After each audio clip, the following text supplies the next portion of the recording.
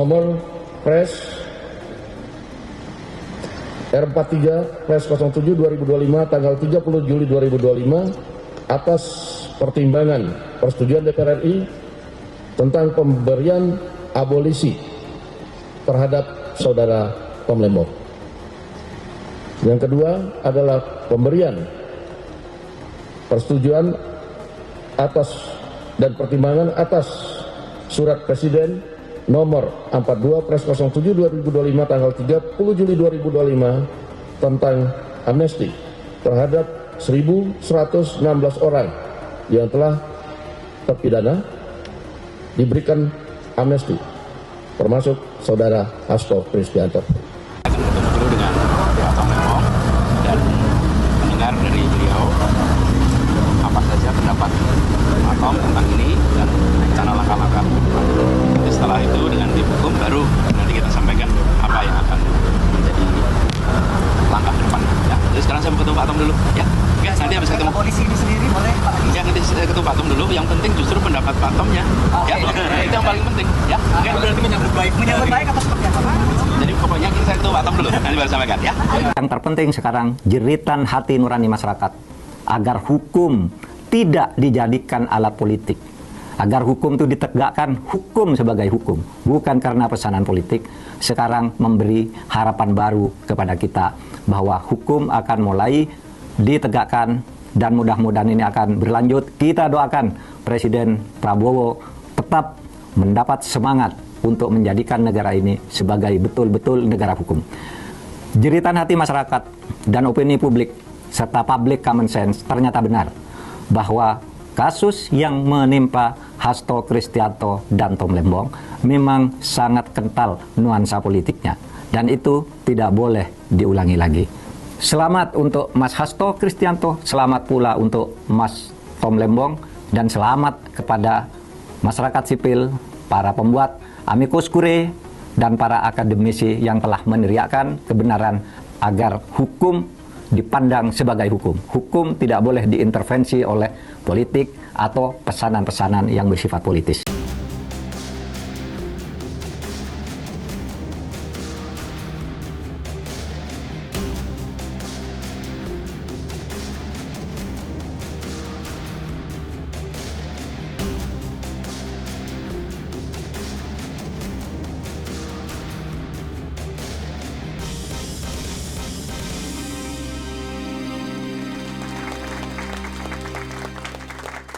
Pemirsa, kita bertemu kembali di Indonesia Lawyers Club.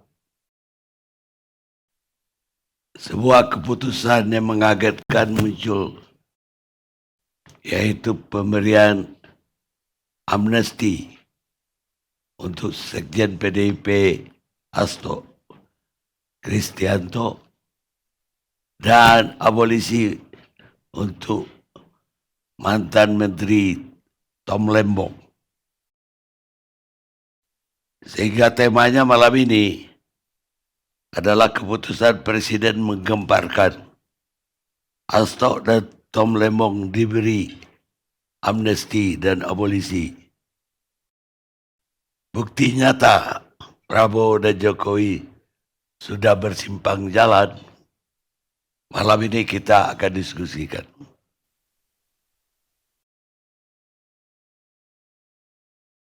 Sebab selama ini diyakini bahwa Hasto dan Tom Lembong memang sudah bersalah secara pidana, walaupun keduanya masih menyatakan banding, tapi seolah-olah sudah terhukum. Dan apa yang terjadi sekarang sepertinya angin sudah berubah, musim pun sudah berganti, sehingga kedua orang tersebut,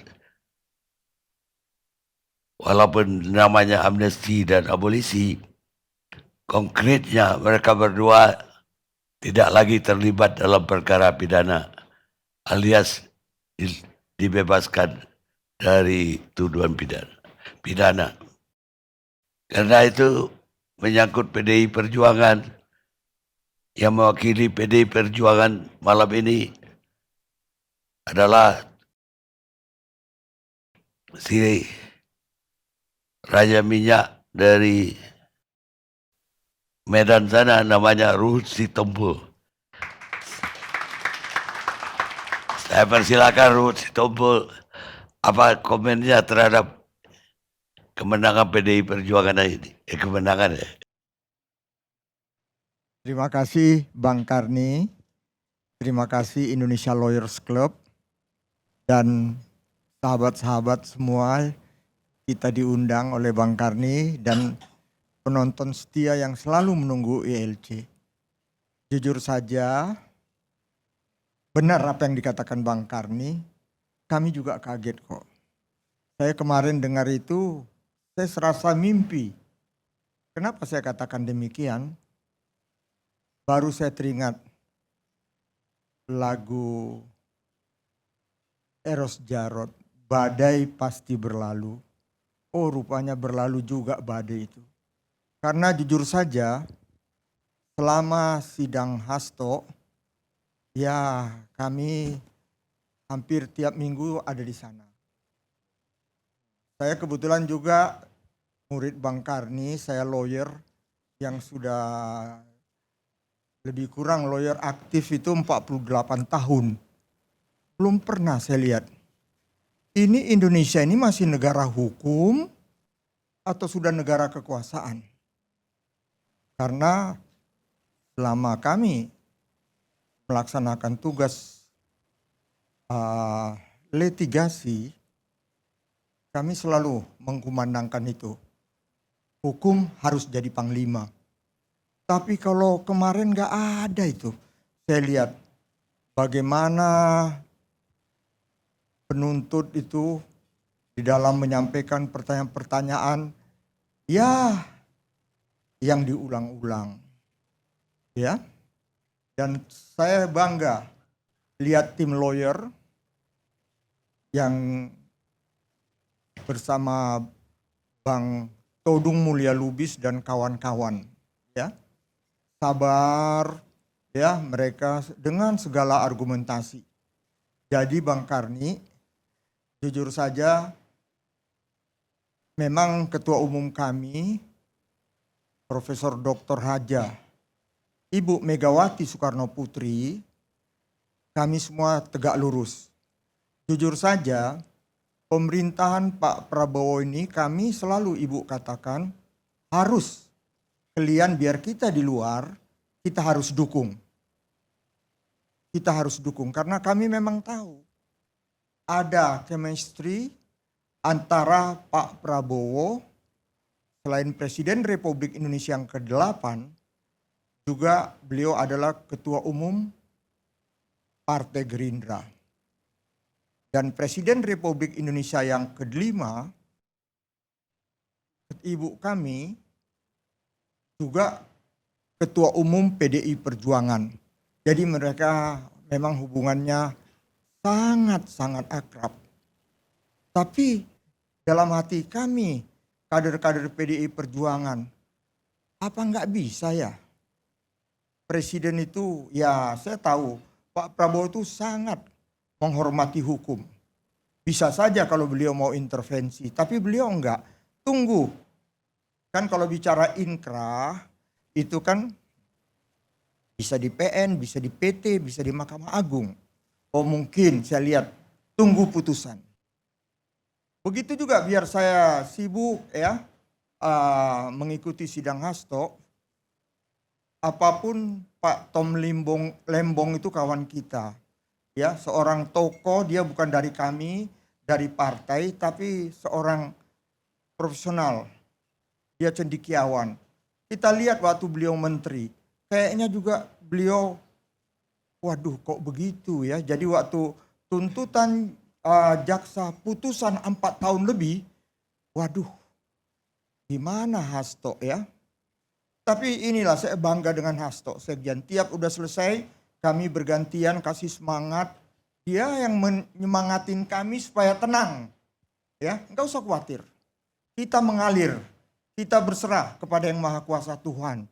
dia selalu mengatakan demikian. Kader-kader semua jangan ada emosi, tolong disampaikan. Ya, kawan-kawan yang ada di DPR juga datang memberi semangat. Bahkan kader-kader kami dari akar rumput pun datang ke persidangan itu. Begitu juga dari daerah. Dari daerah itu bergantian datang beri semangat. Waktu tuntutan, ya saya kan lawyer ya. Tuntutan sedemikian, waduh berat juga itu, walaupun ada biar 7 tahun bisa bebas murni. Ya tapi kalau saya lihat ini, waduh ini kena ini. Ini kena. Itu feeling saya. Dan saya nggak kaget, betul kena 3,5 tahun.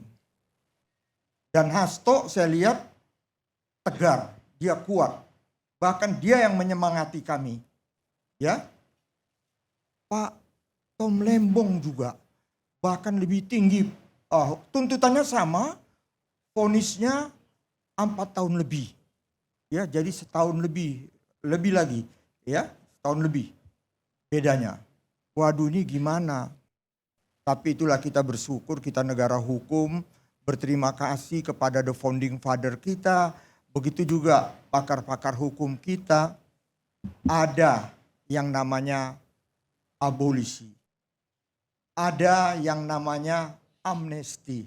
Oh ini rupanya yang akan diambil oleh seorang negarawan yang kita tahu namanya Jenderal TNI Purnawirawan Kopassus Prabowo Subianto. Oh ini, kayak kami aja orang hukum nggak ngira langkah ini yang akan diambil. Karena itu yang dikatakan Bang Karni itu benar. Kami kaget Bang. Tapi tidak ada yang dilanggar. Memang ada yang mengatakan, wah kan amnesti itu setelah hukuman dijalankan. Kurang apa Hasto? Dia selama ini biar nggak jelas juga nyatakan ditahan terus. Ya, bahkan kalau memang tidak terjadi kejutan ini, kami terima kasih kepada Pak Prabowo, ya, kan tetap 3,5 tahun potong tahanan, potong-potong lagi, ya nggak lama lagi juga Hasto di dalam, nggak lama lagi. Tapi inilah kita harus menghormati Indonesia sebagai negara hukum, apapun yang sudah dilakukan oleh Pak Prabowo, bahkan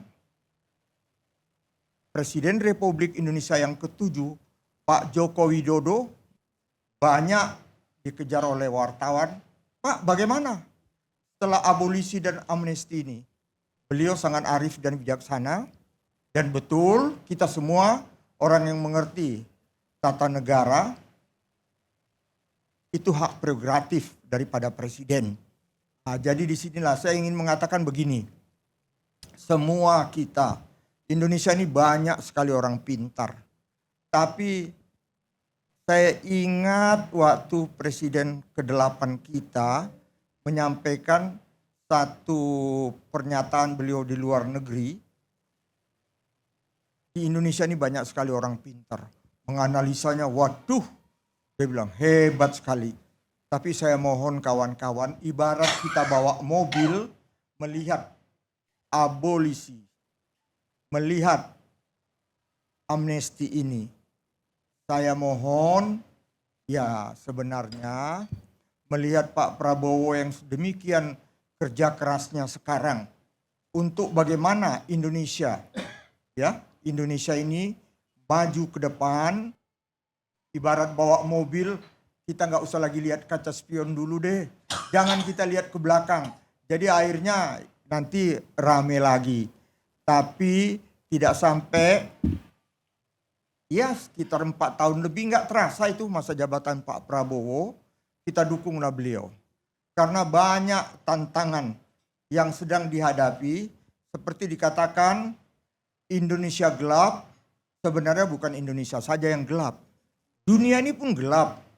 Apalagi kita melihat beberapa tokoh-tokoh dunia seperti Donald Trump, pimpinan-pimpinan Korea Utara, pimpinan Rusia, ya. Begitu juga pimpinan-pimpinan lain, kalau kita tidak dengan semangat kebersamaan, kita sebagai bagian daripada rakyat Indonesia ini, kita bergandengan tangan, semangat solidaritas, ya, marilah. Saya rasa salah satu ini yang diambil oleh Pak Prabowo sebagai presiden kita yang ke-8. Sudahlah, apalagi kita akan memasuki 80 tahun Indonesia merdeka. Memang mau itu amnesti, abolisi itu kan memang selalu menjelang hari-hari besar, apalagi 17 Agustus. Saya rasa ini perlu kita rajut kembali, hati boleh panas, kepala tetap dingin. Kita ikutilah ini semua, dan kalau kami dari PDI Perjuangan tidak usah khawatir. Kami tegak lurus kepada Ketua Umum kami, Profesor Dr. Haja Megawati Soekarno Putri. Kami akan mendukung pemerintahan Pak Prabowo. Dan tidak ada kata oposisi, walaupun kami di luar. Nggak ada. Tapi apapun nanti yang akan terjadi, kami semua kader menyerahkan semua kepada Ketua Umum kami. Kami tunduk, kami patuh.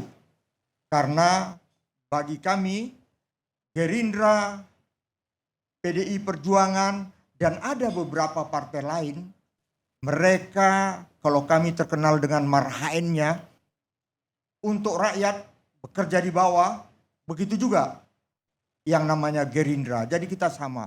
Saya rasa partai-partai lain juga. Saya pinjam kata-kata yang sering kita dengar. Kita bekerja untuk rakyat, suara Tuhan. Terima kasih Bang Karni.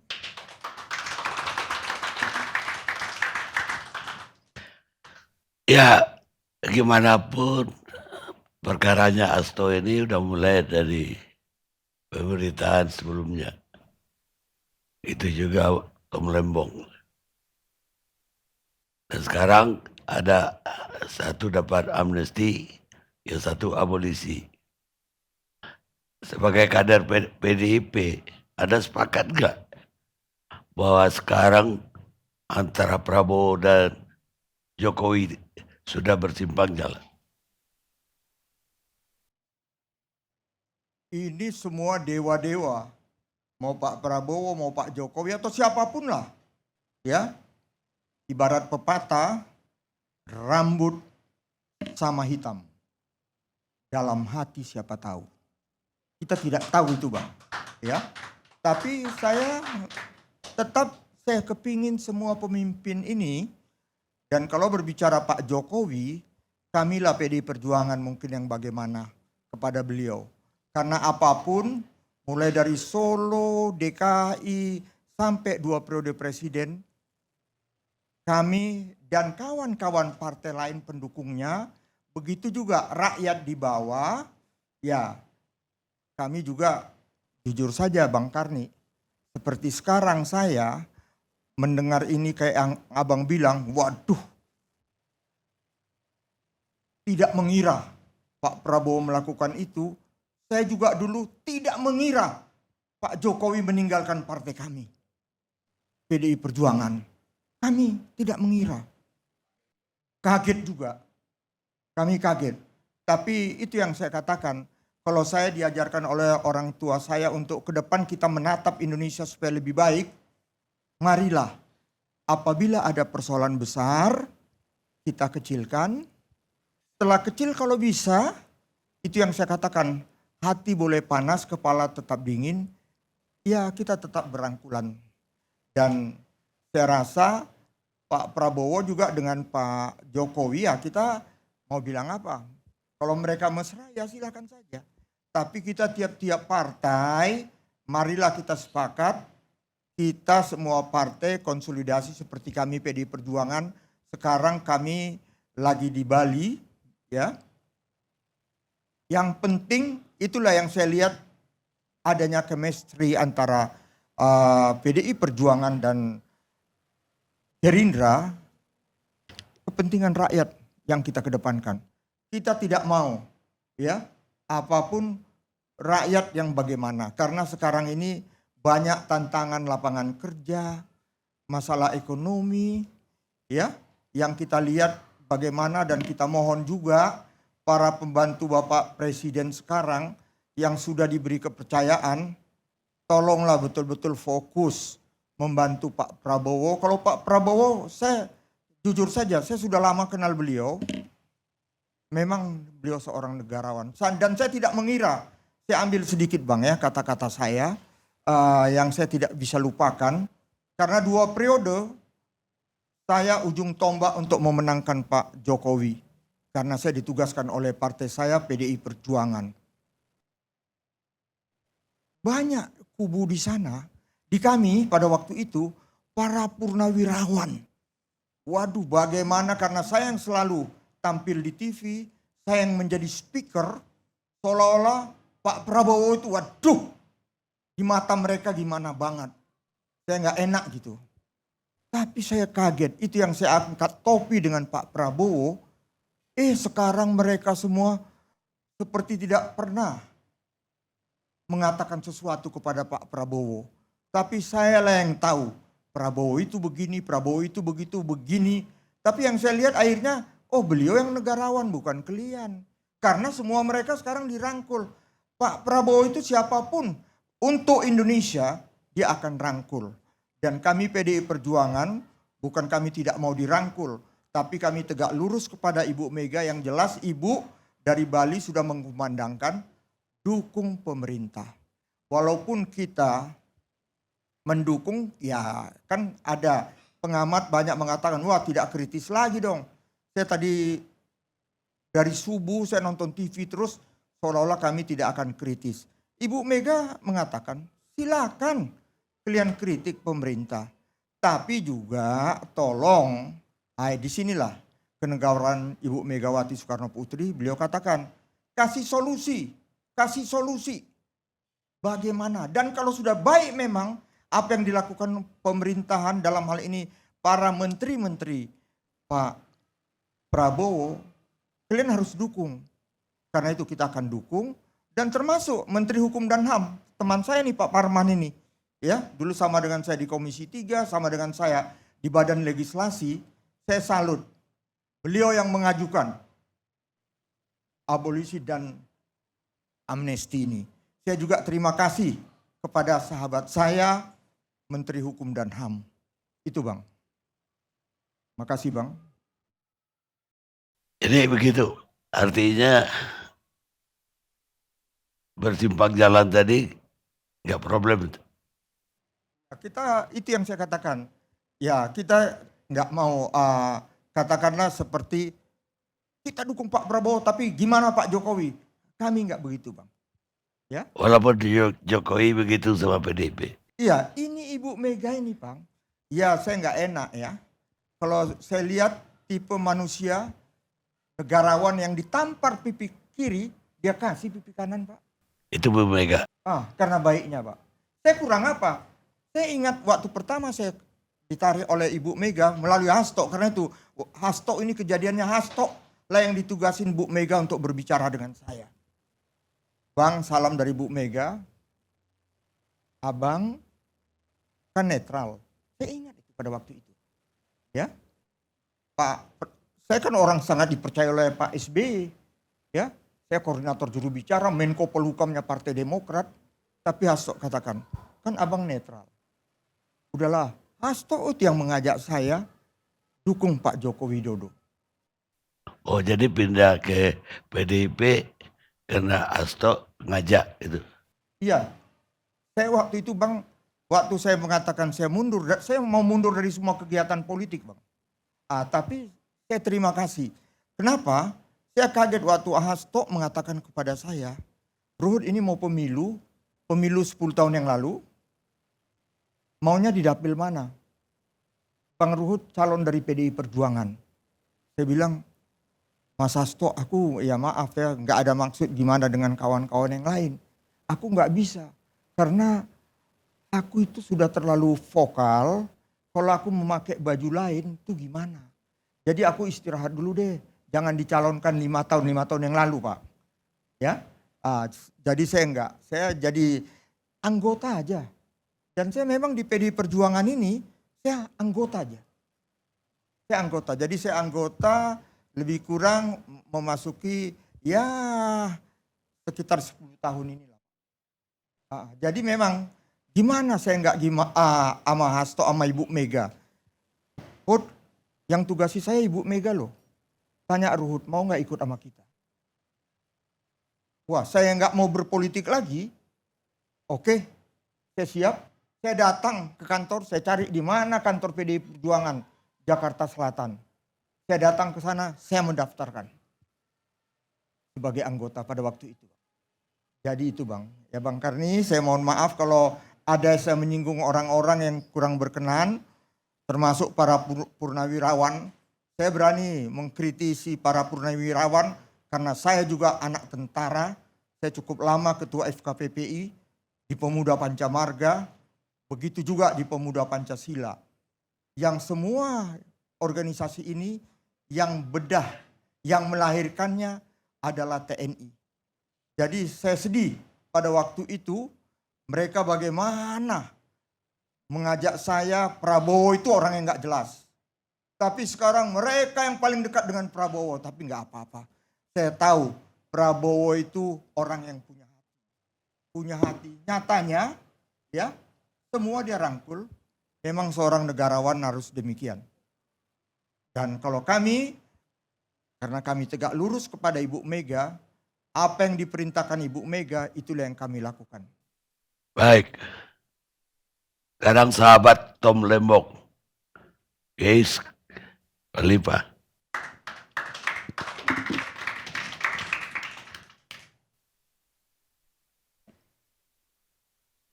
Terima kasih banyak Bang Karni.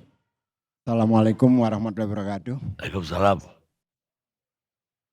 Yang pertama saya mengucapkan terima kasih yang sebesar-besarnya kepada para ibu-ibu yang luar biasa militansinya dalam mengawal sidang-sidang Pak Tom Lembong.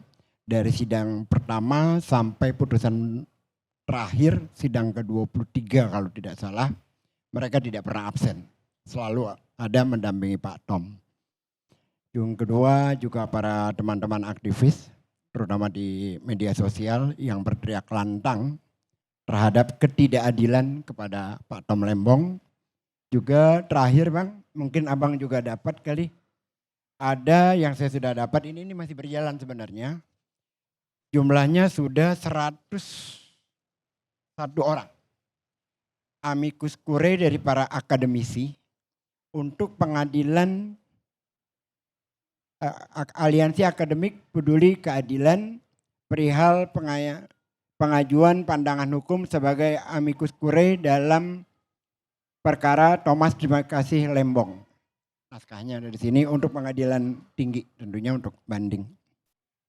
Lalu terkait dengan abolisi hari ini, tadi dari siang saya sudah ada di Cipinang sana bersama dengan Pak Tom dan para tim lawyernya juga berdiskusi, ngobrol panjang dan mempersiapkan pelepasan Pak Tom.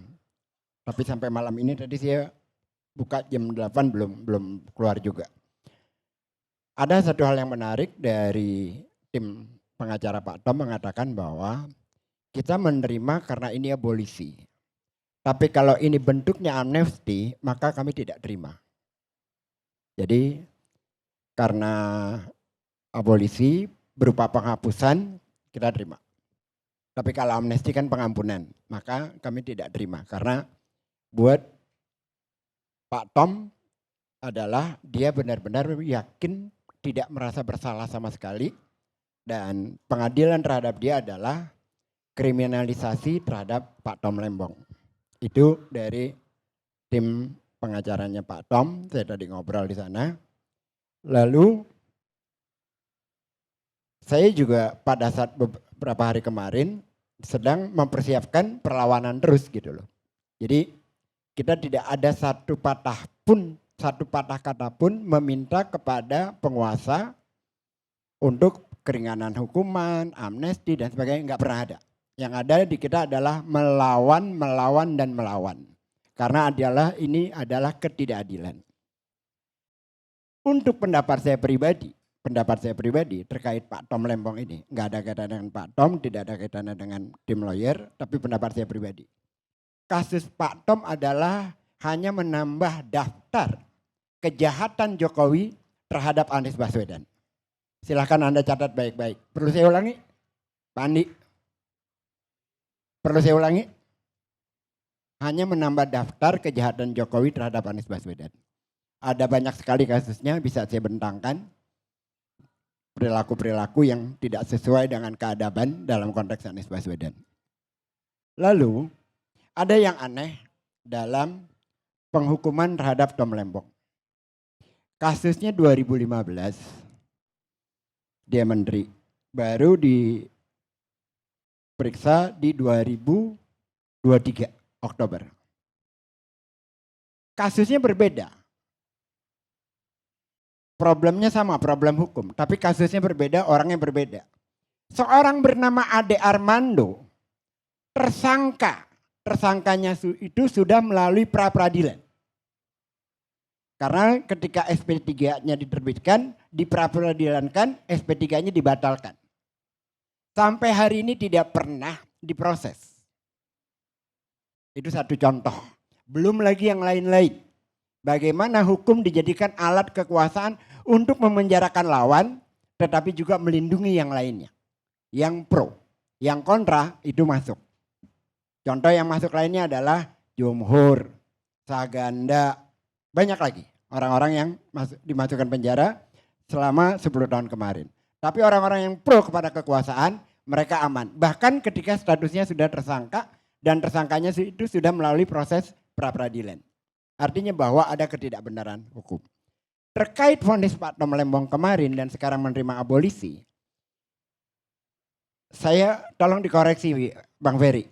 Abolisi ini adalah penghapusan, penghentian, dan menghapus semua perkara dari awal. Begitu ya.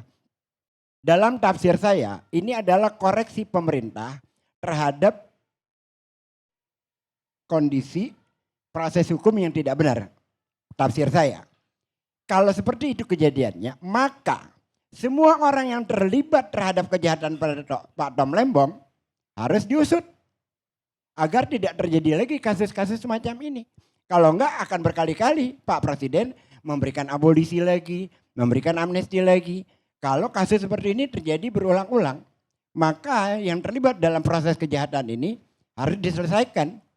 Agar institusi hukum kita berdiri dengan tegak, yang dijalankan, dilaksanakan adalah keadilan sosial kepada kita semua. Bukan kepada kita ditarget, karena kita berbeda. Gitu loh. Bukan target-target semacam itu. Itu yang membuat demokrasi kita menjadi tenggelam.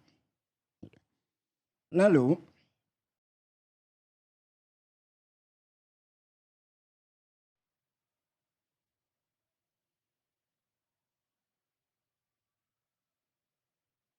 yang terakhir Bang Karni,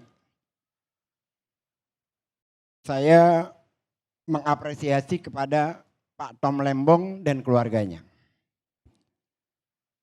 Begitu tabahnya mereka, begitu kuatnya dia, karena kan saya mengikuti di pengadilannya. Pada saat habis vonis 4,5 tahun itu, Pak Tom turun ke basement, saya ada di basement bawah karena saya tahu dia akan ke bawah. Lalu beberapa orang ibu itu mendatangi dengan menangis. Pak Tom, saya sedih, Pak Tom, segala macam lah.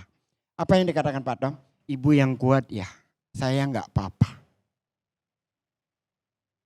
Jadi dia benar-benar tabah dan dia katakan kita serahkan segala sesuatunya kepada Yang Maha Kuasa. Kuat sekali. Demikian juga istrinya seperti itu juga. Enggak ada tangisan, tidak ada dry air mata. Semua mereka terima dengan apa adanya saja. Tetapi tetap perlawanan itu berjalan. Dan saya kira kasus abolisi ini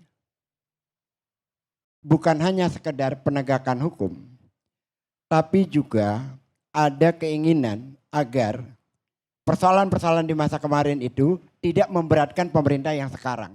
Saya kira itu. Terima kasih Bang.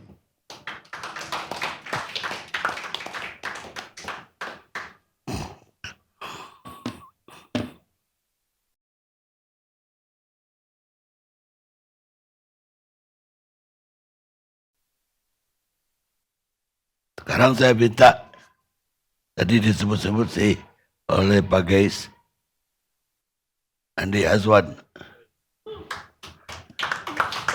Wakil Ketua Umum Terima kasih Datuk Karni. Jokowi Mania. Assalamualaikum warahmatullahi wabarakatuh. Pertama-tama saya mengucapkan selamat kepada Pak Tom Lembong telah mendapatkan abolisi dan juga selamat kepada Mas Hasto telah mendapatkan amnesti. Dan ini adalah suatu lilin kecil di tengah badai yang menerangi kita semua untuk kembali rekonsiliasi nasional. Artinya pembangunan ini tidak akan berjalan dengan damai ketika ada duri-duri di tengah jalan yang menghambat perjalanan kita untuk itu. Saya apresiasi kepada Abangda Ruhut Sitompul, luar biasa, Mak.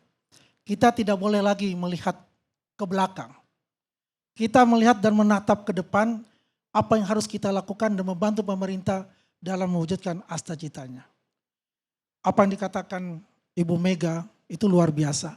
Kita dukung pemerintah, tapi tetap kita juga bersifat kritis dan memberikan solusi untuk pemerintah. Luar biasa dan saya sangat apresiasi sekali untuk itu. Kalau kita melihat secara skup internasional, kita melihat bagaimana dulu Nelson Mandela mendapatkan amnesti. Tidak ada yang nama di dirinya itu adalah balas dendam dan sebagainya.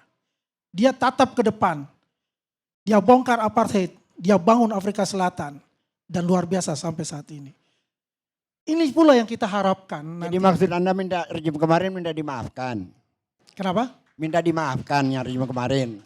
Ini bukan minta dimaafkan. Biar saya selesaikan dulu. Biar selesaikan dulu. Iya. Saya kan belum masuk ke persoalan itu. Jawab saja dulu, susah amat. Sampai bilang dimaafkan. Tidak ada kata dari Pak Jokowi itu mengintervensi di bidang hukum. Di mana Anda bisa buktikan itu? Hukum tetap berjalan. Yang gelap-gelap nggak bisa dibuktikan, tapi terindikasi, Bos. Kalau Anda indikasi, Ada buktikan yang- indikasi itu. Buktikan Bagaimana? indikasi itu. Jangan di dalam diri kita, dalam hati kita kebencian yang ada. 9 bulan 3 hari orang di dalam, di penjara tanpa ada salahnya. Lalu kita menatap ke depan. Ya artinya Anda Apologis ini, banget itu. Anda ini Enak tidak berbesar aja. hati, tidak melihat bahwasanya Ya iyalah, yang ke 9 depan bulan itu 3 adalah hari. rekonsiliasi nasional. Karena Kita tidak membangun mengenal Indonesia kepada Anda. ke depan. Kalau kena Tanpa kepada Anda baru ada Anda yang teriak. namanya kebencian di dalamnya. Karena Anda tidak mengalaminya, karena selama ini Anda berada di kedek kekuasaan. Bagaimana Coba kalau dengan Anda tidak kekuasaan? berada di Kita kedek melihat ini kekuasaan. adalah satu Indonesia. Sudahlah, berpikir Ya, jernih Anda itu, berpikirnya mau itu- menerima kesalahan. Anda mau berpikirnya itu ya dengan pikiran hati yang benci. benci, Saya sangat apresiasi sekali Kebencian. dengan apa yang dikatakan Kebencian. Bang Ruhut. mengakui kesalahan, kebencian. Siapa yang mengatakan kesalahan? Siapa yang bersalah? Saya bertanya Yang saya Anda itu. katakan tadi, Saya Anda katakan menggambarkan tadi. bagaimana rekonsiliasi nasional yang sebagai contoh Kalau yang tidak- terbaik, kalau rekonsiliasi- yaitu ketika kalau Nelson bicara Mandela rekonsiliasi, ada ditahan latar belakang puluhan nggak? tahun, tapi dia bebas, dia mengatakan apa? ada latar belakang berarti kan? Kenapa? Ada latar belakang berarti kan? Semuanya ada latar Nah, belakang. terus Anda tidak akui itu? Apa artinya yang Anda katakan tadi? Kenapa saya harus mengakui kalau saya tidak Apa terlibat artinya dengan yang Anda apa-apa? katakan tadi? Loh. Bicara dengan rekonsiliasi nasional. Retorik aja itu namanya. Loh bagaimana retorik ya? Saya belum selesai bicara, Anda sudah membantah itu. Saya kan mau menjawab itu. Hah? Oke, fakta. Anda faktual juga aja lama lah. masalah itu. Faktual aja lah, faktual aja Ya lah. faktual aja, saya terima kasih bahwa Anda ya telah dibebaskan itu, mendapatkan abolisi. Kita berapresiasi sekali, apresiasi yang tinggi pada Pak Presiden Prabowo untuk saat itu. Karena biar tahu, ya yang saya katakan tadi, beliau adalah memberikan lilin kecil di tengah badai yang gelap. Artinya apa? Ke depan ini kita Lilin ini, kecil di tengah badai yang gelap. Badainya dari mana tuh? Ayo jangan berbalik, jangan berbalik. loh jangan Badainya sampai dari balik. mana? Badai yang Anda tahu gelapnya kiasan kapan? nggak? Anda tahu kiasan nggak? Badainya dari mana badainya? Saya tanya badainya dari mana? Apa yang Anda dihadapi yang itu? katakan. Loh, Anda yang menyalahkan katakan, pemerintah Anda yang kan? katakan, Bahwa badai itu memberi dari lilin di pemerintah. tengah badai yang gelap. Anda menyalahkan bahwa itu dari pemerintah. Alah, berbaliklah. Dan bukan sama balik. Karena Anda melakukan itu, mengatakan itu tanpa ada bukti yang jelas terhadap Pak Jokowi dan Mengakui Pak badai yang Prabowo. gelap, mengakui badai yang gelap, tapi tidak mengakui bahwa persoalan badai itu ada gitu loh. Dari siapa badainya? Anda juga bisa memikir di mana permasalahan itu kan. Hukum tidak Banyak, melakukan Bos. Banyak. sesuatu. Kalau saya banyak. Hukum tidak melakukan sesuatu tanpa ada mensreanya. Banyak. Kalau soal ke Anies banyak. Formula E, 1. JIS, 2. Mau mana lagi? Gue kasih semua datanya. Apakah itu Jokowi terlibat langsung? Terlibat. Mengatakan itu? Anda yang mengatakan itu. Ya udah. Tapi Anda tidak Ya bisa udah, membuktikan. gua nggak kayak lu, kalau gua Tapi nggak- Anda tidak bisa membuktikan itu. Karena itu ada di dalam Sudah, diri Anda Hasto semua. sendiri sudah mengkonfirmasi. Hasto dalam wawancara sudah mengkonfirmasi. Anda tuh persepihak mengkonfirmasi. Apa Anda mengkonfirmasi dengan Pak Jokowi? Saya tanya. Maksudnya? Anda mengkonfirmasi juga Pak Jokowi, Pak, Bapak terlibat. Nggak usah bertanya. Pertanyaan Ya kan? lucu. Ya, sama juga lucu masalahnya. Pak Ferry, Anda kan dosen. Pertanyaan begitu Anda nilainya berapa? Ya, Gua yang nilai nggak enak. Anda juga lucu untuk mengatakan itu. Ya kan? Saya belum selesai, Anda sudah mengatakan itu. Ya kan? Mestinya kan juga harus selesaikan. Kita juga selesaikan diam. Saya apresiasi dong Pak Luhut untuk itu. Pak Luhut luar biasa untuk itu. Setiap manusia pasti juga ada kesalahan.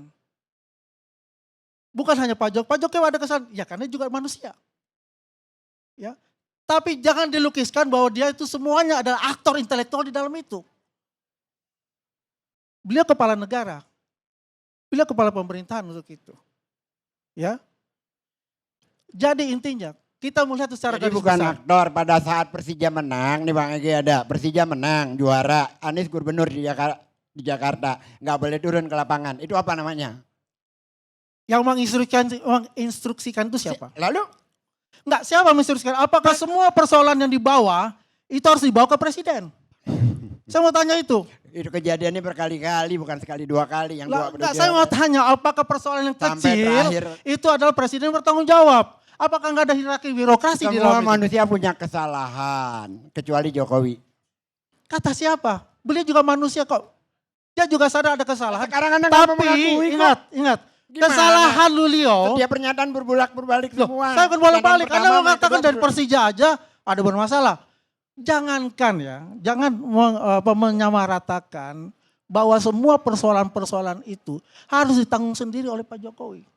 Semua Lalu, ada birokrasi untuk yang itu. mau orkestrasinya maksudnya. Ya udah gue terima juga. Berarti diorkestrasi. Oke, sama aja kan. Bagaimana dibilang orkestrasi? Ya, Semua ada birokrasi. Saya ada kira caranya.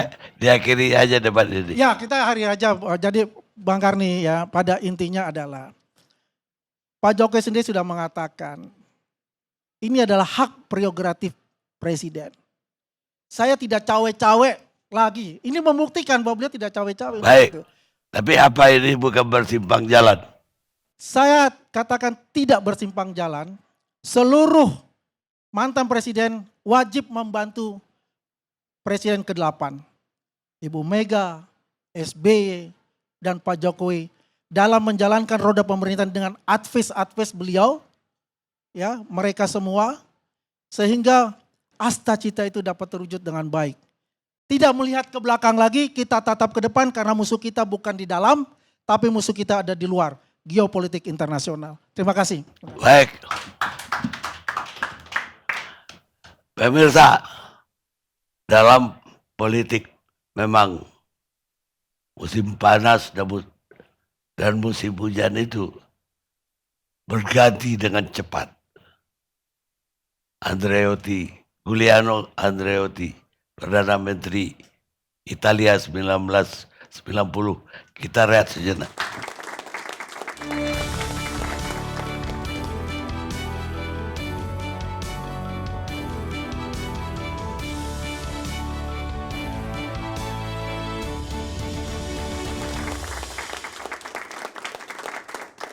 Pemirsa, kita lanjutkan diskusi kita tentang pemberian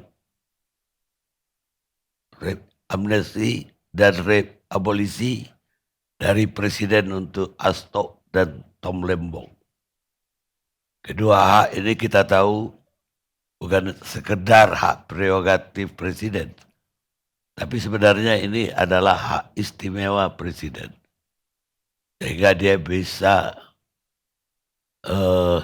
dalam hal ini mengabaikan keputusan atau wewenangnya yudikatif. dengan wewenangnya ini dia bisa melintasi trias politika dan bisa di atas lembaga yang lain. Dan karena itu kita diskusikan, karena ini keputusan tidak hanya menggemparkan, tapi ini juga menurut saya mengembalikan supremasi hukum. Yang biasanya kalau hukum benturan dengan politik, di situ hukum tersingkirkan dan politik yang menang. Tapi kali ini oleh Presiden Prabowo yang dikembalikan adalah supremasi dari hukum itu sendiri. Sehingga politiknya tersingkirkan kali ini. Dan karena itu saya kepingin mendapatkan wawasan lebih lanjut dari Profesor Ikrar Nusa Bakti, pengamat politik. Ya, terima kasih Bang Karni. Saya termasuk yang terkejut ya, walaupun meneduhkan. Dan saya baru memahami apa juga yang ditulis di harian Kompas ya, waktu bulan Juni ketika beliau ke kota Konstantinov ya di Rusia. Waktu beliau datang ke Rusia bicara sebagai Presiden Republik Indonesia yang pertama datang ke acara Forum Ekonomi Internasional ya. Waktu itu Kompas judulnya itu adalah persoalan politik global dan kemudian ada kata Mandela di situ di akhirnya. Tadinya saya nggak mengerti apakah memang Pak Prabowo ini menginginkan supaya kita bisa jadi Mandela yang tidak kemudian terus memegang apa istilahnya ya, dendam kepada orang yang melakukan hukuman pada beliau ya. Saya terus terang Bang Karni, saya pernah ke Afrika Selatan dan kemudian juga ke tahanan Mandela. Wah, itu menyedihkan ya. Karena di situ cuma ada piring piring dari kaleng, kemudian juga ada cangkir juga ya. Dan itu menurut cerita itu juga adalah tempat kencing dan juga tempat buat dia makan dan sebagainya dan sebagainya. Tapi Anda tahu begitu dia keluar dari penjara dari rezim apartheid itu tidak satu pun dia melakukan dendam. Balas dendam lah. Kenapa? Tidak balas dendam. Tidak balas dendam kepada tokoh-tokoh dari Afrika Selatan ya. Khususnya yang keturunan Belanda ya, karena memang orang-orang yang melakukan apartheid itu bukan banyakkan orang Inggris tapi orang dari Belanda. Tapi kemudian kalau Anda perhatikan ya, ini juga yang saya kagum juga ya. Di Afrika Selatan itu museum mengenai apartheid, museum mengenai kekejaman orang kulit putih pada masa lalu, itu jadi museum Pak Bang Karni. Ya.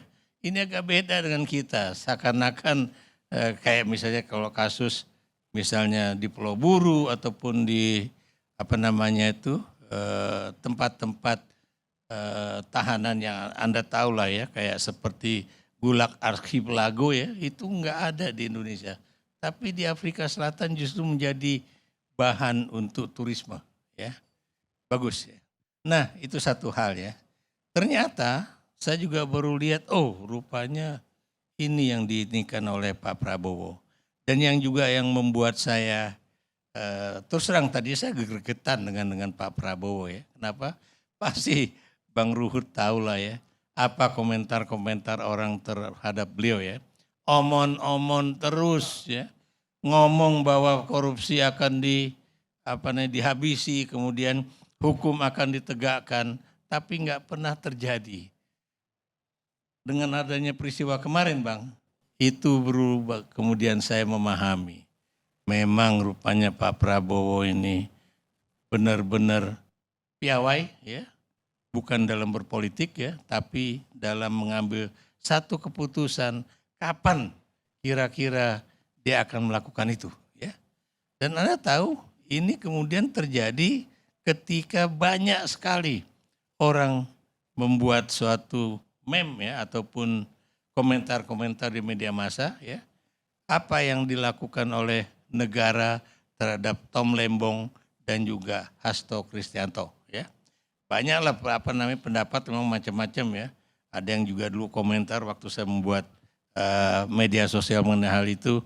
Mas, kalau Tom Lembong itu memang harus dibela, tapi kalau Hasto ada salahnya lah karena itu katanya kasus apa istilah itu suap Harun Masiku. Tapi kan kita juga tahu dari teman-teman PDIP atau kemudian juga diulas oleh televisi bagaimana dia melakukan suap kalau kemudian dia adalah seorang sekjen ya. Masa dia ngeluarin duit buat kemudian menyuap untuk membebaskan Harun Masiku. Ya. Menjadikan dia anggota DPR. Betul, ya. Tapi itu juga tidak terjadi Pak. Ya Bang Karni ya. Maksud saya itu tidak terjadi karena yang menjadi anggota DPR juga tetap orang yang harus menjadi anggota DPR. Walaupun itu gara-gara si Harun Masiku juga nggak muncul-muncul gitu kan.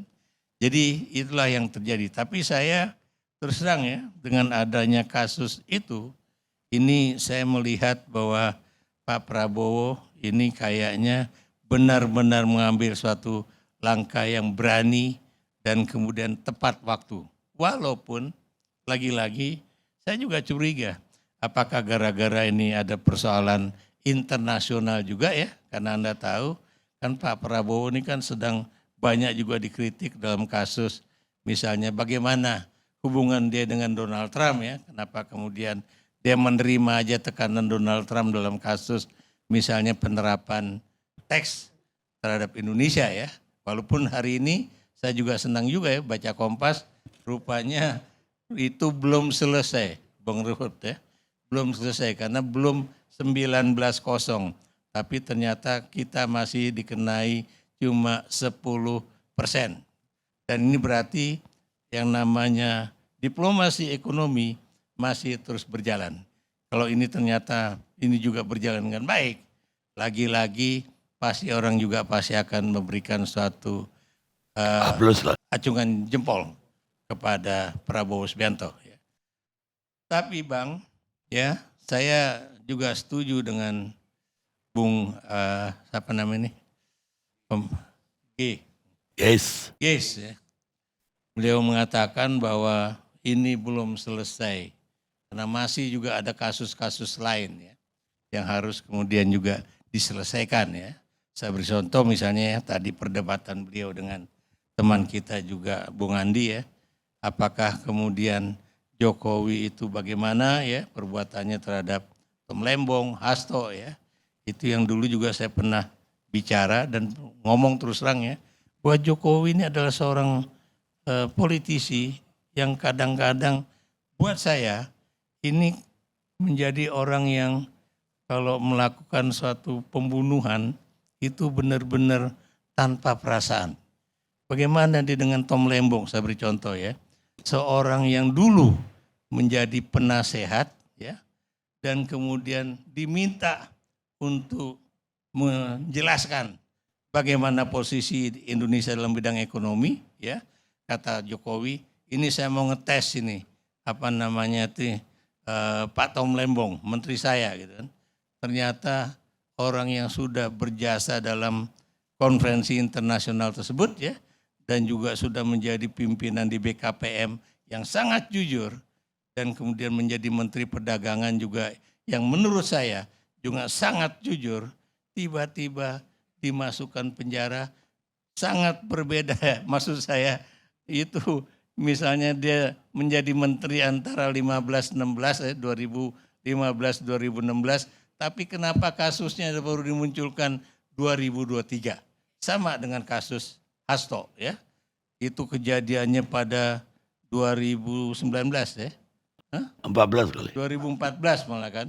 Kemudian tiba-tiba kenapa baru muncul setelah Hasto itu setelah Jokowi tidak lagi menjadi presiden di bawah PDIP. Ini kan juga suatu hal yang aneh ya. Jadi begitu, tapi inilah yang tadi saya lihat ya, kayaknya Pak Prabowo melihat bahwa memang ada suatu hal yang janggal. Dan saya juga angkat topi ya, maaf Bang Ruhut ya, terhadap Presiden SBY ya, yang kemudian kemarin dalam kuliah peradaban ya, itu kemudian juga menyentil lagi menjadi penguasa itu janganlah menjadi seorang seperti penguasa absolut ya, seperti yang terjadi di Perancis sebelum terjadinya peristiwa Bastille. Kita tahu peristiwa Bastille itu adalah di mana rakyat Perancis ngamuk menghancurkan penjara Bastille, dan Anda tahu penjara Bastille itu adalah tempat di mana raja menaruh orang-orang yang dianggap menjadi yang melawan penguasa. Jadi apa yang saya katakan ya, apa yang dikatakan oleh Pak Susilo Bambang Yudhoyono itu sangat tepat ya. Jangan sampai kita kemudian menggunakan kekuasaan kita dengan sewenang-wenang ya. Karena seperti katakan oleh Pak SBY ya, power tends to corrupt.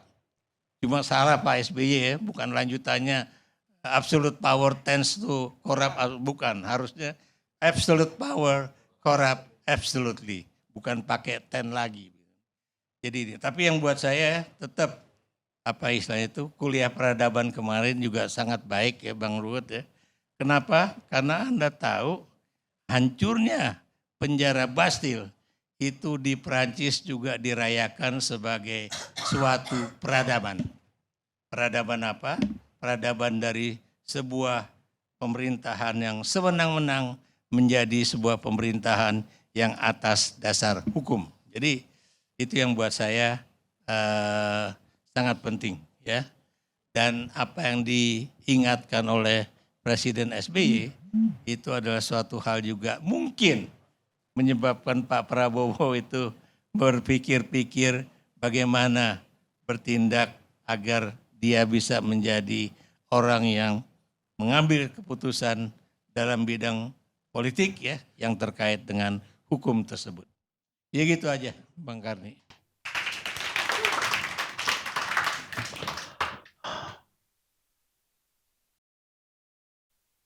Itu kutipan tadi itu dari Lord Acton. Lord Acton. Baik, sekarang saya mau pindah ke Effendi Ghazali. Assalamualaikum warahmatullahi wabarakatuh.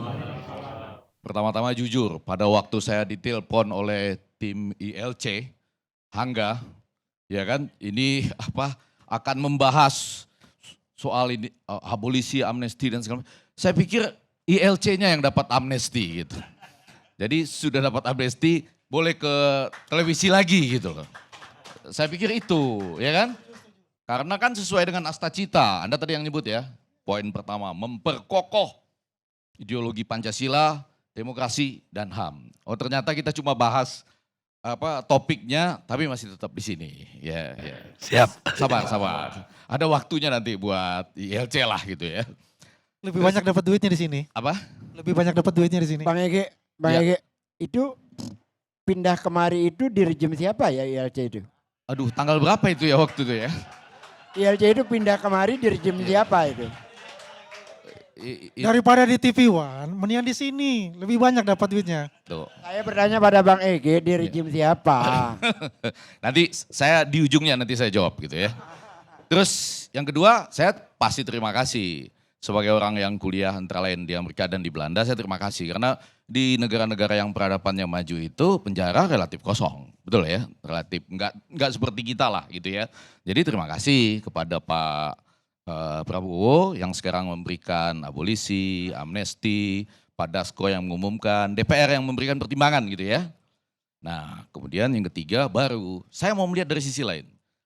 Apa alasan diberikannya abolisi, amnesti dan amnesia ini ya. Ini kan agak-agak mirip tuh antara Amnesti. Amnesia itu perbuatan keadaan di mana orang itu lupa sejenak karena cedera otak, terlalu banyak obat-obatan atau pengaruh alkohol, kurang lebih begitulah itu amnesia. Nanti abilisi sama amnesti ada yang jelaskan gitu ya. Saya biasa suka ketemu dengan Menteri Hukum kita, kadang-kadang di rumah Mas Oni dulu, tapi sekarang belum. Saya mau nanyakan alasannya apa kurang lebih. Di Kompas itu untuk mempererat persaudaraan. Ya, itu persaudaraan, merajut persaudaraan ke depan, khususnya dalam rangka 80 tahun Indonesia merdeka. Saya juga bajunya udah ini, sudah menjelang 80 tahun Indonesia merdeka nih. Merah putih, merah putih. Ini kalau putih hitam narapidana, betul ya? Ya. Tapi karena malam ini merajut persaudaraan, putih hitam tapi belum lurus-lurus ini, masih pakai jas. Lalu ini jadi merah putih persaudaraan. Jangan-jangan konsepnya ini merajut persaudaraan itu, kita mulai dari mana nih? Dari kasus Tom Lembong ya. Jangan-jangan merajut persaudaraan itu antara menteri yang impor gulanya paling sedikit dengan menteri yang impor gulanya paling banyak misalnya gitu ya. Jadi sama-sama nih kita rajut persaudaraannya gitu. Betul ya? Jadi iya dong antara menteri yang impor gulanya paling dikit dengan menteri yang impor gulanya paling banyak kita rajut persaudaraan bersama misalnya gitu ya. Iya ada, nanti lihat di daftarnya. Tapi saya cuma mengatakan bagaimana kita saling merajut itu persaudaraan. Antara hakim yang mengatakan Anda menggunakan ekonomi kapitalisme, dirajut persaudaraannya dengan misalnya orang lain termasuk Rocky Gerung yang mengatakan kalau begitu hakimnya itu punya ideologi komunisme, kurang lebih gitu ya. Itu kata Rocky Gerung, kalau Anda nggak suka kapitalisme, itu berarti komunisme. Ya kan? Padahal ada jalan tengah, ekonomi Pancasila. Itu kalau Rocky Gerung ikut revolusi mental pasti tahu lah itu ya, mungkin karena nggak ikut revolusi mental. Tapi poin saya, ini sama-sama nih, kita rajut persaudaraan di antara mereka. Kemudian kita rajut lagi persaudaraan misalnya kalau dalam tadi disinggung-singgung soal menggunakan hukum sebagai alat kekuasaan.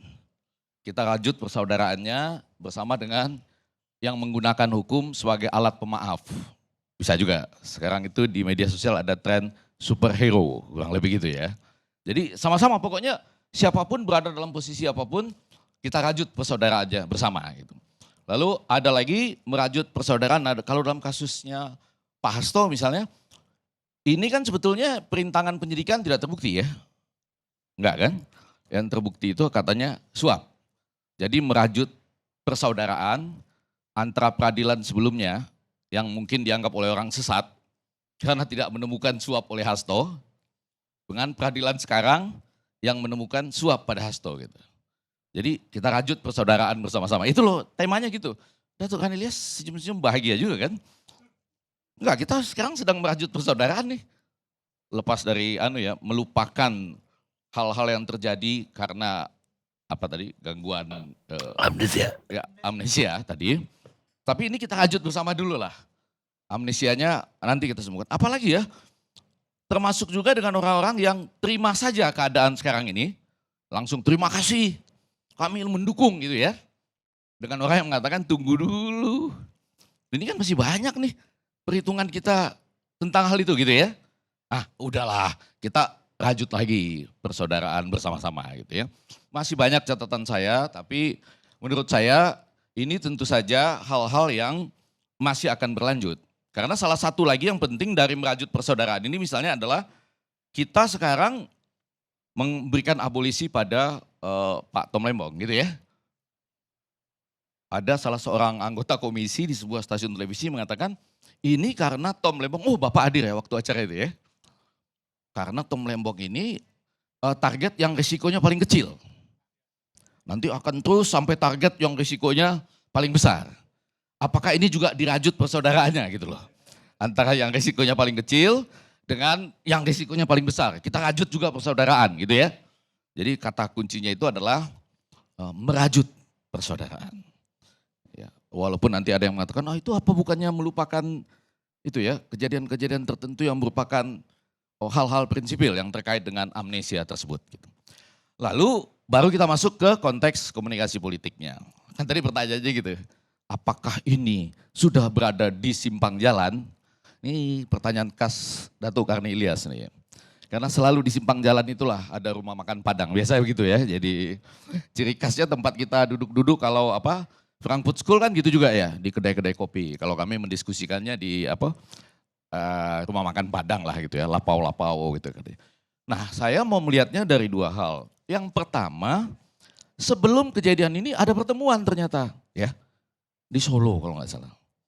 Pertemuannya itu ada pertemuan di Solo dan gambar simbolnya ini sebagai ketua masih Joman ya, ketua sekarang. Oh waktu. Ketuanya masih Noel ya. Noel. Itu nggak berubah-berubah ya. Kalau PSI bisa berubah kalau ini enggak ya. Nah, kecintaan namanya. Nah, di foto itu terlihat Pak Jokowi bersama dengan Gibran di satu sisi, di bagian sisi lain mejanya ada Pak Prabowo dengan menteri-menterinya. Saya lama berpikir itu, ini apa makna foto ini gitu ya. Apakah, nanti penjelasannya menjadi 2A dan 2B. 2A itu, ini strategi intelijen, katanya strateginya Sandi Yuda. Kami memang lapor perkembangan-perkembangan yang ada, tapi habis pulang kami lakukan yang merupakan sesuatu di luar bayangan Anda gitu ya. Boleh dong, interpretatif boleh kan? Gitu. Jadi ini di simpang jalan nih, kurang lebih gitu ya. Tapi 2B-nya yang menarik. Jangan-jangan ini dilakukan sepengetahuan Pak mantan presiden juga, Pak Jokowi. Kalau itu dilakukan sepengetahuan Pak Jokowi, wah luar biasa. Itu level komunikasi politiknya udah tinggi betul. Saya nggak mampu itu.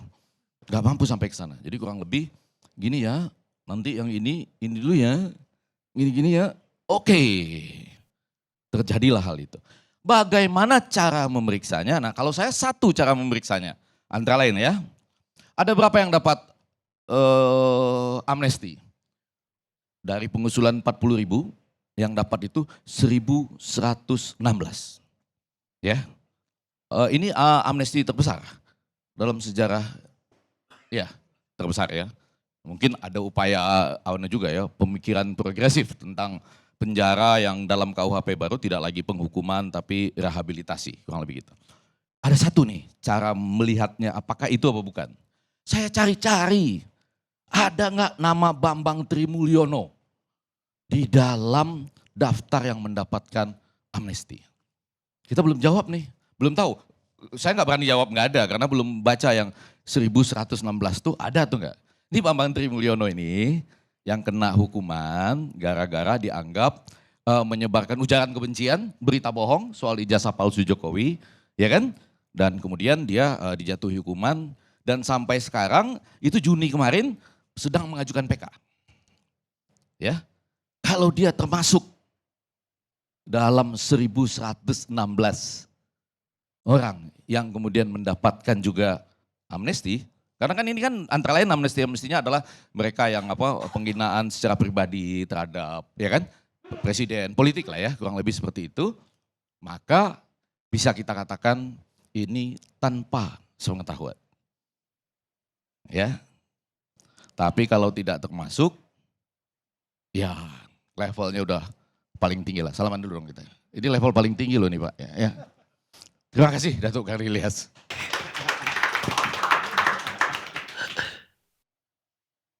Kehabisan pertanyaan saya kepada Effendi. Karena endingnya tiba-tiba. Jadi kurang siap. Saya hanya kurang siap. Sekarang Ferry Amsari, pakar hukum tata negara. Terima kasih Pak Datuk, para senior, hadirin sekalian. Assalamualaikum warahmatullahi wabarakatuh. Saya sepakat dengan Uda Effendi Ghazali, Prof. Effendi Ghazali bahwa tanda-tanda demokrasi tidak wujud di dalam pemberian amnesti dan abolisi ini. Tanda-tanda demokrasi itu kalau ILC mampir di TV. Karena itu pasal 28 Undang-Undang Dasar 1945. Kemerdekaan kita menyampaikan pendapat itu harus dilindungi. Itu hak sipol pertama yang sangat penting itu. Kalau itu belum ada, tidak ada demokrasi. Aneh juga kalau cuman mikirin amnesti dan abolisi, tapi kemerdekaan menyampaikan pendapat tidak diberikan gitu ya. Nah, tapi apa tanda-tanda yang muncul dari pemberian amnesti dan abolisi? Pertama, dalam perspektif saya, ini membenarkan argumentasi bahwa dua peradilan ini adalah peradilan politik, political trial. Buktinya hari ini diselesaikan secara politik, bukan secara peradilan. Padahal kalau kita lihat, pilihan-pilihan ini cukup menarik dalam konteks hukum tata negara. Satu, bahwa ini adalah hak presiden, benar. Pasal 14 Undang-Undang Dasar 1945 kurang lebih memberi hak pengampunan, pardoning ya, atau clemency, itu memang adalah hak presiden. Hak yang berasal dari zaman kerajaan. Raja-raja punya hak ini.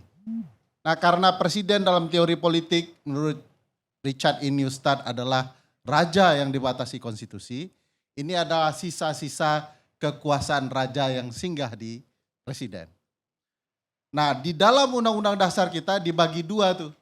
Pasal 14 itu dibagi dua. Pasal pemaafan karena hukum murni ya, itu terletak di pasal 14 ayat 1. Di mana ketika presiden memberikan pemaafan dalam bentuk grasi dan rehabilitasi, pertimbangannya diminta kepada Mahkamah Agung.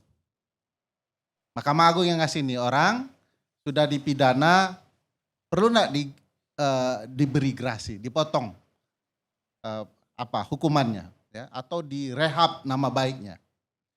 Karena itu urusan Mahkamah Agung, pertimbangannya di sana.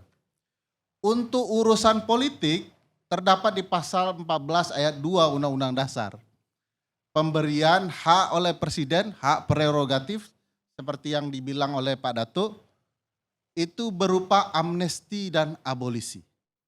Nah, yang menarik dalam berbagai peristiwa politik penerapan amnesti dan abolisi di Indonesia itu agak menyimpang dari sejarah pemberiannya. Misalnya amnesti itu peristiwanya di era Romawi Yunani tentu saja ya, di mana ada pemberontakan dari 13 daerah, tetapi kaisar ketika itu, raja, menginginkan agar menghentikan keributan sehingga orang bisa bersatu, kan itu poin Pak Datuk dan Profesor Effendi Ghazali. Harapannya orang menyatu, Bang Andi juga bilang begitu ya. Nah, oleh karena itu dilakukan pengampunan terhadap 13 pimpinan daerah-daerah yang melakukan pemberontakan ini. Dan itu kemudian menjadi tradisi dan tumbuh di mana-mana, termasuk di Indonesia. Amnesti itu juga dilakukan oleh bapak bangsa kita, Bung Besar juga melakukan ke berbagai para pendiri bangsa. Yang ya perdebatan biasalah di awal-awal kemerdekaan. Nah, sifatnya menurut kajian politik dan ketatanegaraan, bahwa ini berkaitan dengan politik, pengampunan. Kedua, biasanya tidak untuk satu orang, tapi sekelompok orang. Ya, dan berupaya untuk merangkai perpecahan yang ada. Timbul pertanyaan besar dalam konteks kasus Mas Hasto adalah upaya politik apa yang mau dirangkai?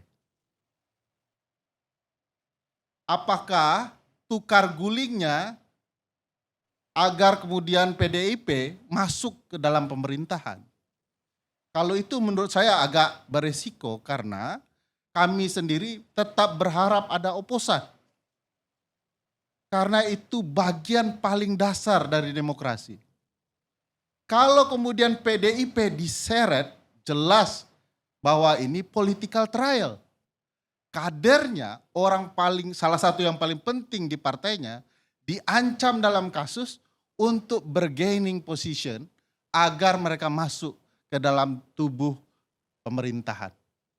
Itu sebabnya bagi saya, jangan-jangan teriakan Presiden Megawati bukanlah teriakan untuk mengatakan kami bekerja sama dengan pemerintah. Tapi mau beritahu bahwa untuk membebaskan salah satu kader terbaik kami perlu menyatakan kami mendukung pemerintah. Sekali lagi, ini membuktikan bahwa perkara ini adalah political trial. Jadi cukup bukti sebenarnya bahwa ini menjelaskan bahwa kasusnya bukan semata-mata untuk menegakkan hukum, bukan untuk melakukan pemberantasan korupsi, tapi untuk menyendera lawan politik. Yang menarik juga untuk kasus abolisi. Dalam peristiwa ketatanegaraan, sejarah dan praktiknya, abolisi itu lumrah dipilih sebagai pilihan alternatif untuk memberhentikan peristiwa hukum. Berhenti, stop, sudah. Kalau dilanjutkan ini akan berkepanjangan. Netizen akan semakin merajalela membela Pak Tom gitu ya. Sehingga nggak kuat negara untuk menahan beban itu. Perlu dilakukan alternatif secepat mungkin untuk menghentikan proses yang sedang dijalani oleh Pak Tom Lembong. Karena beliau sedang mengajukan banding. Jadi harus di stop tuh, berhenti seketika. Gitu ya. Nah, sejarah abolisi ini menarik sebenarnya Bang Hes. Karena kasusnya adalah dimulai dari upaya negara untuk melindungi hak-hak para budak. Orang yang sulit mendapatkan keadilan dan segala macam, dibuat semacam mekanisme alternatif luar biasa untuk jadi alasan bahwa ini harus dihentikan. Nah, pertanyaan besarnya adalah, apakah ini menguntungkan bagi Pak Tom yang sedang memperjuangkan keadilan melalui banding? Karena dia akan membuktikan sesuatu bahwa peristiwa peradilan dia di tingkat pertama itu jadi sesuatu yang sangat janggal. Kenapa janggal? Tidak ada mens rea, tapi ada kelalaian. Ini Bang Karni juga sangat fasih menjelaskan ini saya rasa. Di dalam konsep hukum pidana yang saya pahami, nah ini jangan timbul juga persangkaan kok tiba-tiba orang hukum tata negara bicara pidana. Esensi pemidanaan itu ada di pasal 28I dan 28J Undang-Undang Dasar 1945. Bahwa pemidanaan itu menghilangkan hak orang. Dan hak orang tidak bisa dihilangkan serta-merta kecuali dibunyikan oleh undang-undang. Karena pidana diatur oleh undang-undang, haknya berasal dari konstitusi, negara bisa membatasi, maka kami juga belajar konsep pemidanaan agar kekuasaan tidak sewenang-wenang mempidana orang. Nah, konsepnya sederhana. Seseorang bisa dipidana, pertama tentu ada perbuatan pidananya. Ada actus reusnya, kata orang. Kedua, harus ada niat jahatnya. Yaitu mens rea yang sering diomongin orang itu. Jadi actus reus tanpa mens rea tidak akan bisa menjadi pidana. Orang tidak ada niat jahatnya. Prof. Effendi Ghazali main korek api, mancis, dia sadar betul berpotensi menimbulkan kelalaian. Dia tahu bahayanya, tapi masih main di ruangan yang gasnya hidup. Dia potensial lalai, sembrono, ya. Knowingly akibatnya, sadar betul akibatnya, sehingga dia bisa dianggap niat jahat. Jadi niat jahat dalam pidana, Prof. Effendi, bukan kayak nawaitu dalam agama.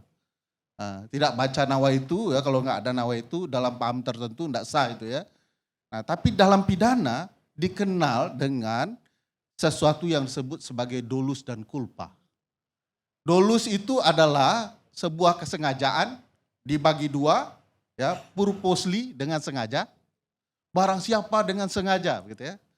Lalu knowingly tahu akibatnya.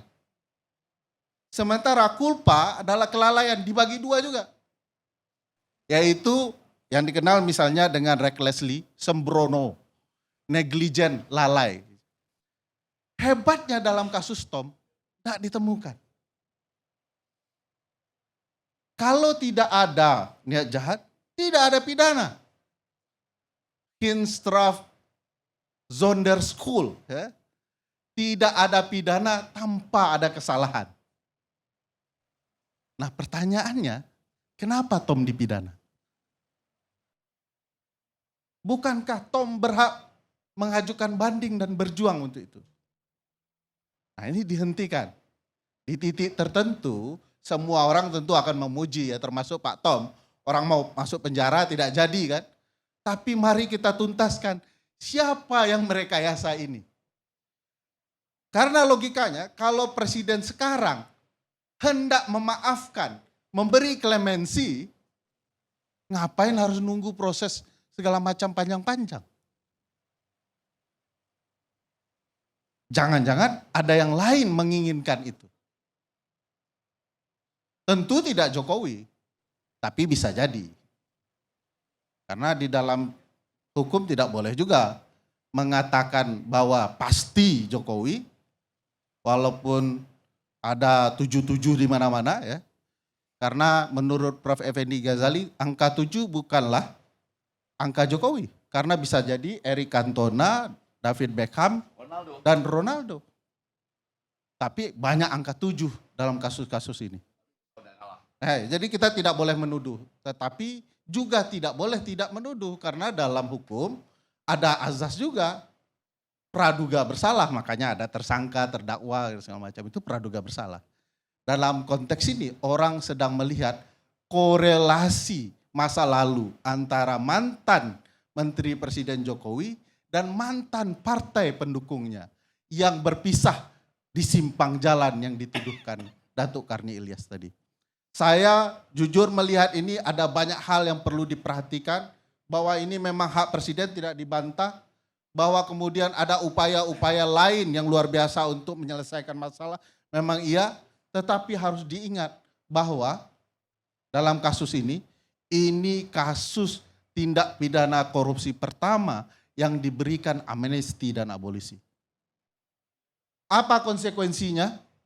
Selain bicara kedamaian politik, konsekuensi yang paling menakutkan adalah suatu waktu seluruh kasus tindak pidana korupsi akan digunakan amnesti dan abolisi.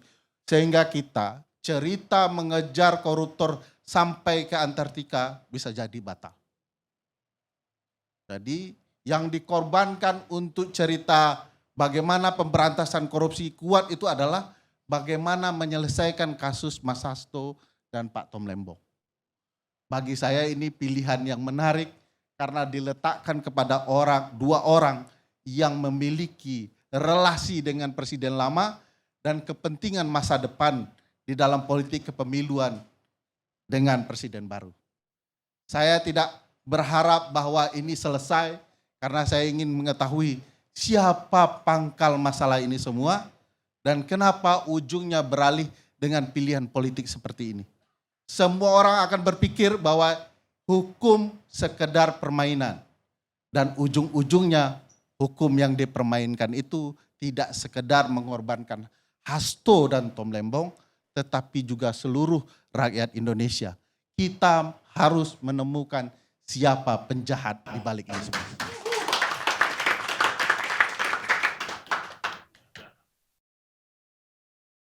Baik. Tapi ada pertanyaan tersisa. Pertanyaan ini untuk Bung Ruhut.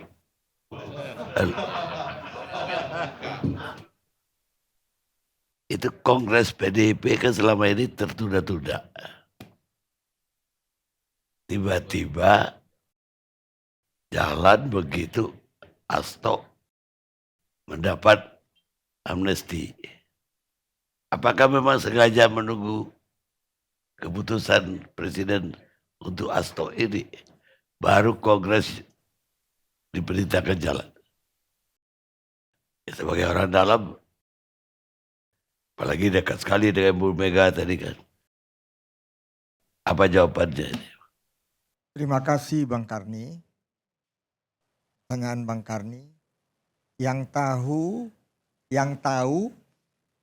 hanya Bu Mega dan Tuhan. Kami semua nggak ada yang tahu. Itu Bang jawaban saya.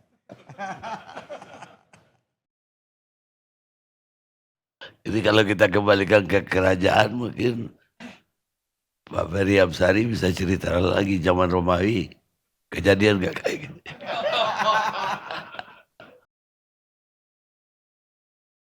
Baiklah, pemirsa, seorang pemimpin mengambil risiko lebih banyak daripada tanggung jawab yang harus dia pikul sendiri. Sebaliknya, dia mengambil pujian lebih sedikit daripada